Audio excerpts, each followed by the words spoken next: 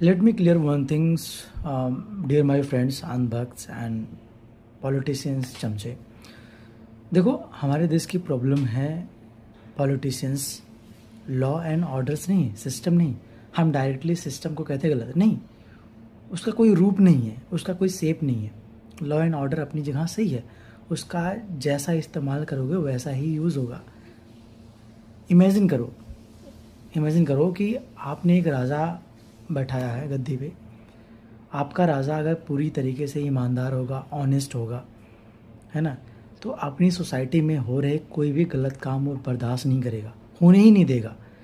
और जितने भी क्राइम कर रहे होंगे, कुछ गलत कर रहे होंगे, उन्हें अच्छे से कड़ी सज़ा देगा, एकदम कड़ा पनिशमेंट देगा।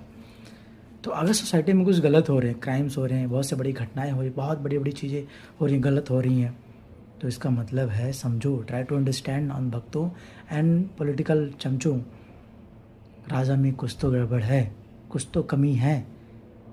अगर वो ईमानदार पूरी तरीके से होता तो सोसाइटी में कुछ गलत नहीं होता।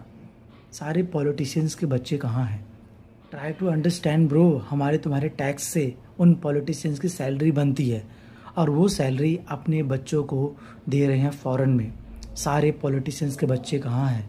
फॉरेन में पढ़ रहे हैं, और रिटर्न में उनके बच्चे इंडिया को कुछ दे नहीं रहे हैं, बल्कि हमारे तुम्हारे टैक्स से पॉलिटिशियन की सैलरी बनती है, और पॉलिटिशियंस अपना सारा पैसा उठा के अपने सारे बच्चों को फॉरेन में पढ़ा रहे हैं, वहाँ पे इन्वेस्ट कर रहे हैं, और रिटर्न में उनके बच्चे 1 रुपया भारत को दे नहीं रहे। Try to understand bro, this is a very serious problem.